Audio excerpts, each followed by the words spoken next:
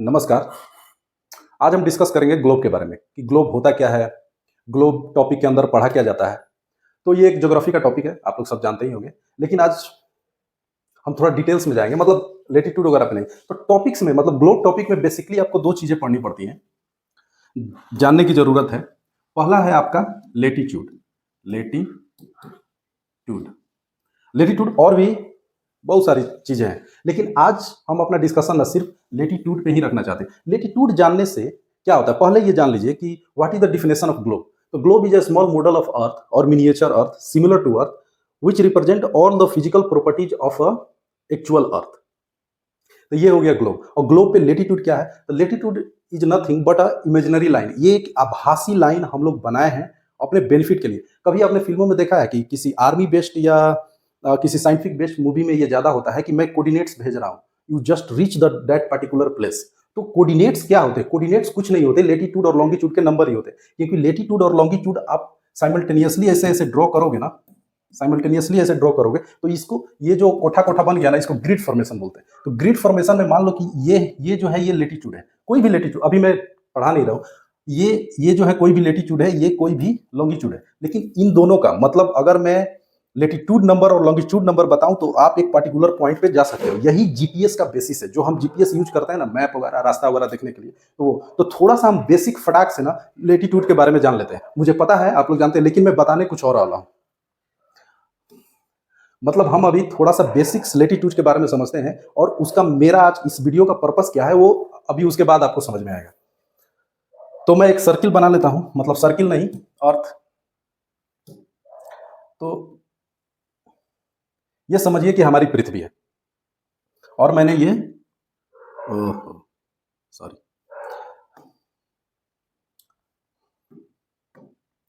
मैंने एक बीचों बीच, मतलब इसके सेंटर से एक लाइन ड्रॉ किया।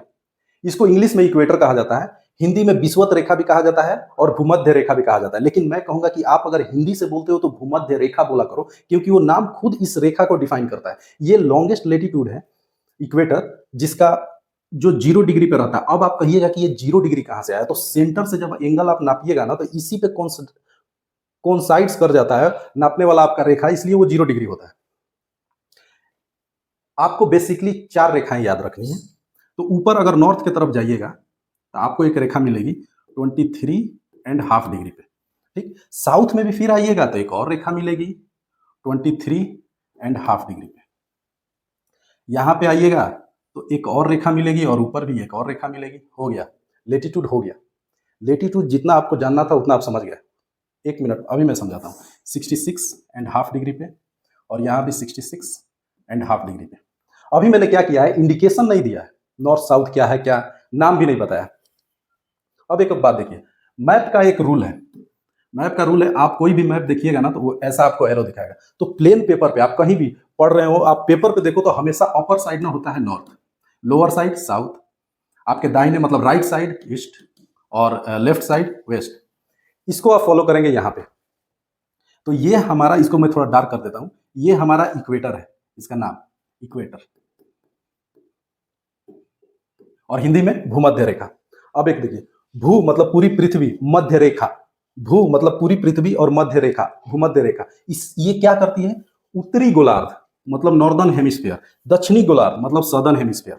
अब 0 डिग्री से आप नीचे आएंगे, इसका मतलब आप साउथ में जा रहे हैं। 0 डिग्री से आप ऊपर जाएंगे, इसका मतलब नॉर्थ में जा रहे हैं। तो ये 23.5 degree south, 66.5 degree south, 23.5 degree north, 66.5 degree north. आपको रेखाएं कौन कौन सी याद रखनी है? पहला तो इसको तो भूलना नहीं है, इक्वेटर, 0 डिग्री पे इक्वेटर या फिर भूमध्य रेखा। 23.5 डिग्री नॉर्थ में आपको जो मिलता है वो है tropic, T for Tropic of Cancer. 23.5 degree south में जो आपको दिखता है वो क्या है? Tropic of Capricorn. Tropic of Capricorn. 66.5 degree जो नॉर्थ में आपको दिखता है वो क्या है? Arctic circle.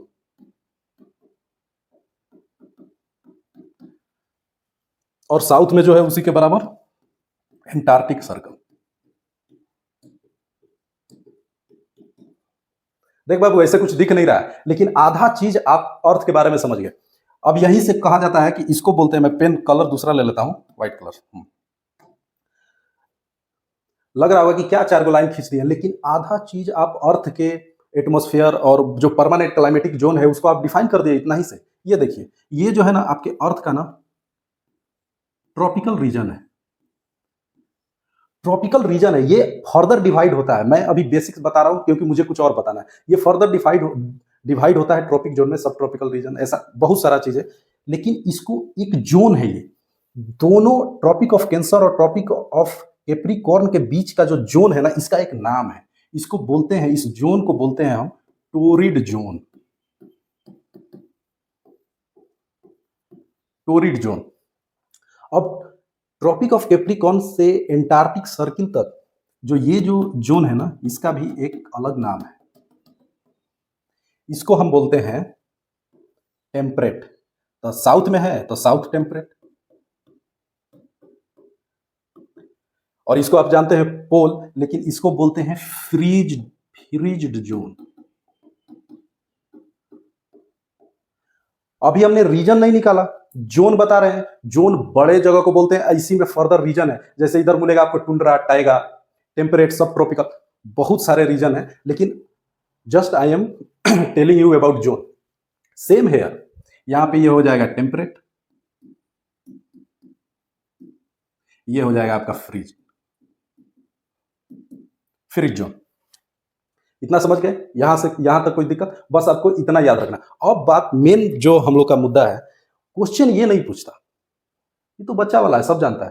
क्वेश्चन ये नहीं पूछता, क्वेश्चन वो पूछता है कि ट्रॉपिक ऑफ कैंसर पे कितनी कंट्री जाती हैं, ट्रॉपिक ऑफ कैप्रिकॉर्न पे कितनी कंट्री आती है, कितने कॉन्टिनेंट आते हैं, कितने वाटर बॉडीज आते हैं। तो वो खैर हम मैप में समझेंगे। तो आइए देखते हैं। हमारा मुद्दा एक्चुअली ये था कि आप बस बेसिक जो 4 लाइनें हैं, और वैसे भी आप सोचिएगा कि लेटीट्यूड कितने होते हैं, और तो मतलब बहुत सारे होते हैं, सबका नाम थोड़ी ले सकते हैं। कितना लोग आया गया, सबका नाम थोड़ी लोग याद रखता है। जो मेन होते हैं उन्हीं का लोग नाम याद रखते हैं। तो आइए हम ये समझने की कोशिश करते हैं, मतलब याद समझने की क्या, याद करते हैं, मैप पे याद करेंगे कि Tropic of Capricorn, Tropic of Cancer और इक्वेटर पे कितनी कंट्रीज कैसे लाइज करती हैं। तो मैं इस मैप में पहले क्या कर रहा हूं, मैं इक्वेटर को, ट्रॉपिक ऑफ कैंसर को और कैप्रिकॉर्न को हाईलाइट कर दे रहा हूं आपकी आसानी के लिए।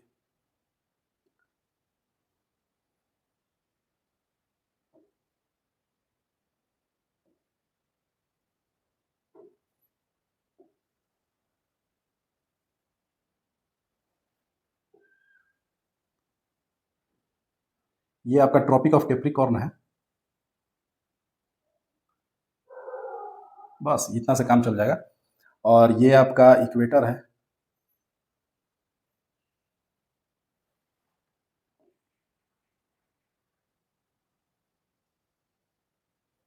ओके, और ये आपका ट्रॉपिक ऑफ कैंसर है।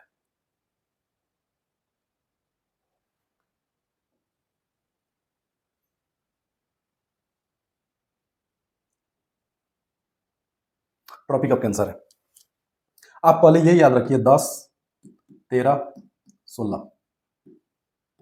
अब ये 10, 13 और 16 क्या है? तो पहला तो एक यहां से डिसाइड हो गया कि ट्रॉपिक ऑफ कैप्रिकॉर्न पे कितनी कंट्री जाती हैं, तो 10। इक्वेटर पे कितनी आती है, तो 13। और ट्रॉपिक ऑफ कैंसर पे कितनी आती है, तो 16।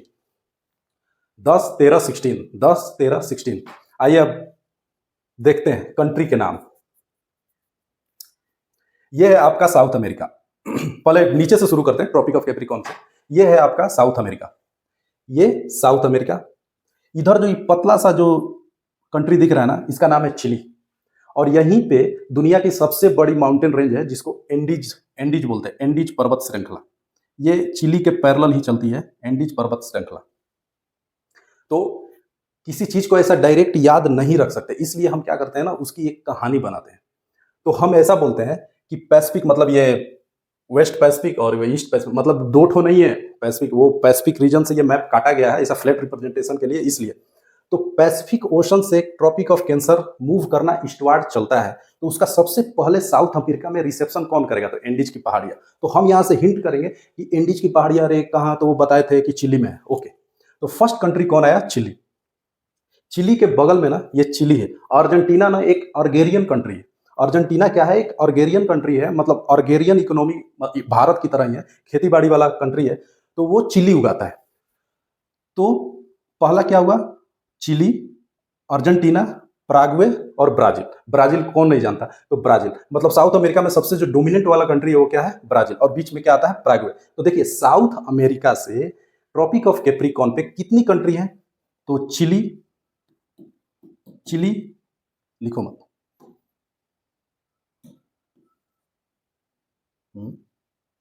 सॉरी आ गया।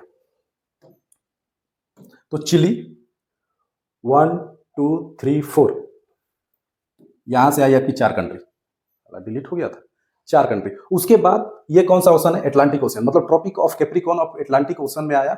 और उसका साउथ अफ्रीका में जाने से पहले, उसका मेनलैंड अफ्रीका क्रॉस करने से पहले उसको कौन सा, मतलब सबसे पहले कौन सा कंट्री उसका रिसेप्शन करता है, तो वो है नामीबिया। तो बाबू अफ्रीका में ये नामीबिया से, बोट्सवाना से, साउथ अफ्रीका से, और मोजाम्बिक और मेडागास्कर, याद रखिएगा।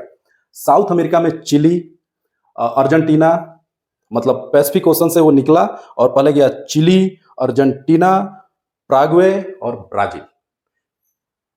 प्रागवे, Argentina, Chile, Chile, Argentina, Paraguay, Brazil, Brazil, Paraguay, Argentina, chilli.